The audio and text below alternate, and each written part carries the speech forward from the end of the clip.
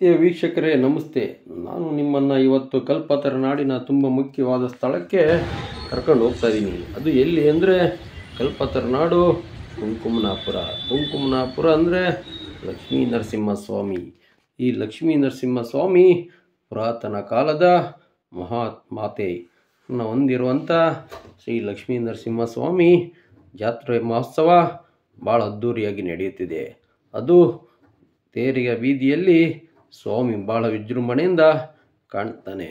ತೇರಿಗೆ ಬರಬೇಕಾದರೆ ಹೇಗೆ ಉತ್ಸವಕ್ಕೆ ಬರುವಂತೆ ಬರ್ತಾರೆ ನೋಡಿ. ತೇರಿನ ಬೀದಿಯಿಂದ ರಥೋತ್ಸವಕ್ಕೆ ಬರಬೇಕಾದರೆ ನೋಡೋಕ್ಕೆ ಒಂದು ಆನಂದ. ಅದು ಹೆಂಗೆ ಅಂತೀರಾ?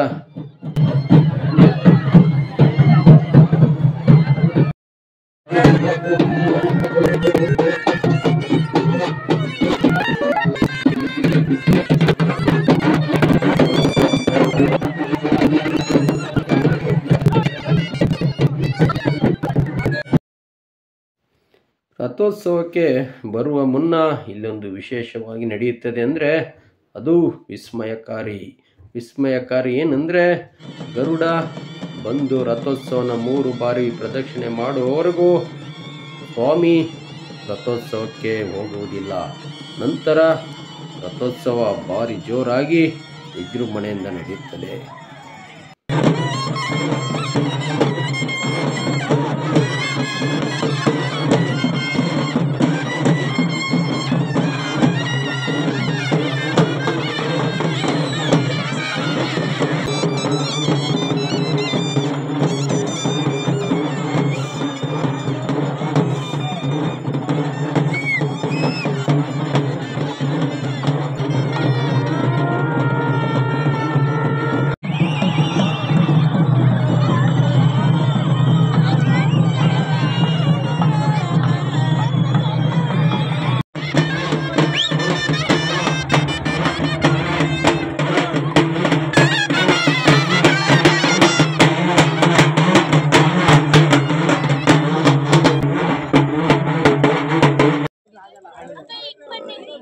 ವಿಶೇಷವಾಗಿ ಭಕ್ತಾದಿಗಳು ಅಂದರೆ ಕೊತ್ತಿಹಳ್ಳಿ ವೆಂಕಟದಾಸಪ್ಪನವರ ಮಕ್ಕಳು ಕುಟುಂಬದವರು ಸೇರಿ ಭಾರಿ ವಿಜೃಂಭಣೆಯಿಂದ ಅನ್ನದಾನ ಮಾಡ್ತಾರೆ.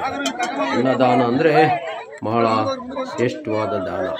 ಇಂಥ ಮಹತ್ ಕಾರ್ಯವನ್ನು ಇವರು ಮಾಡ್ತಾರೆ ಕಣ್ರಿ.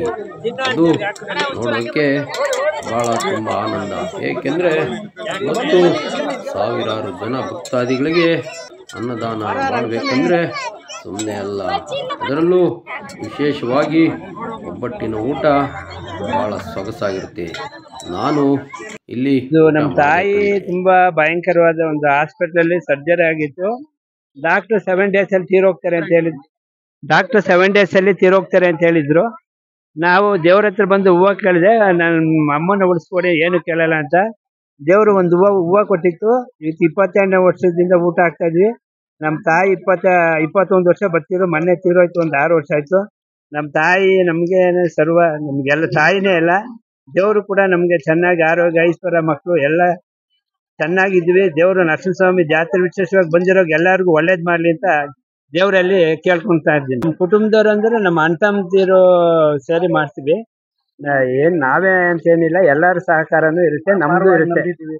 ನಾವು ಅಪಾರವಾಗಿ ದೇವ್ರು ನಂಬಿದ್ದೀವಿ. Thank you. ನೋಡಿ, ಇವರು ತನ್ನ ತಾಯಿಯ ಜೀವವನ್ನು ಉಳಿಸಿದ ಮಹಾತ್ಮ ಅಂದರೆ ಸ್ವಾಮಿ ಲಕ್ಷ್ಮೀ ನರಸಿಂಹಸ್ವಾಮಿ. ಇವರ ತಾಯಿಯ ಜೀವ ವೈದ್ಯರು ಕೇವಲ 7 ದಿವಸ ಮಾತ್ರ ಇರುವುದಂತ ಹೇಳಿದ್ರಂತೆ. ಆದರೆ ಅಂಥ ಜೀವನ ಉಳಿಸಿಕೊಟ್ಟ ಮಹಾಪುರುಷ ಸ್ವಾಮಿ ಲಕ್ಷ್ಮೀ ನರಸಿಂಹಸ್ವಾಮಿಯ ಜಾತ್ರೆಯಲ್ಲಿ ಪ್ರತಿ ವರ್ಷ ಅನ್ನದಾಸೋಹ ಮಾಡ್ತಾರೆ.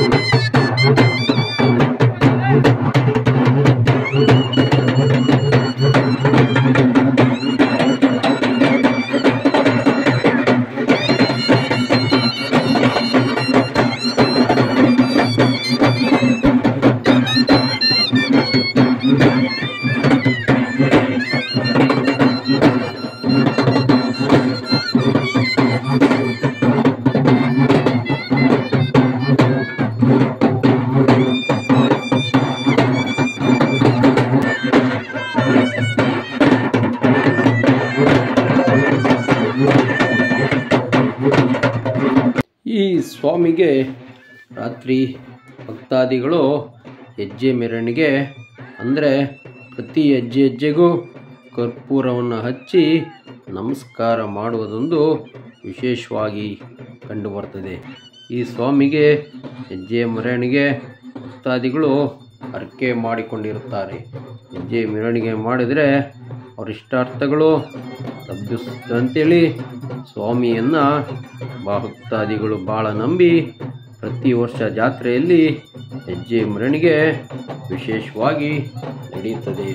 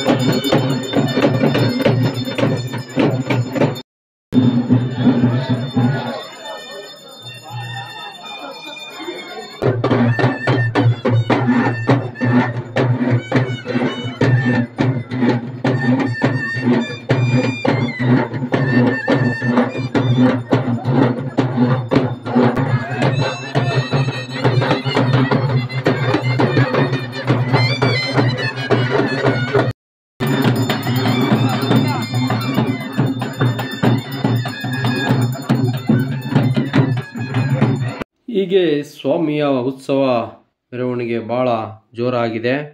ಇನ್ನು ಮುಂದಿನ ಸಂಚಿಕೆಯಲ್ಲಿ ಇನ್ನೂ ಹೆಚ್ಚು ಹೆಚ್ಚು ಉತ್ಸವ ಸ್ವಾಮಿಯನ್ನು ನೋಡೋಣ ಬನ್ನಿ.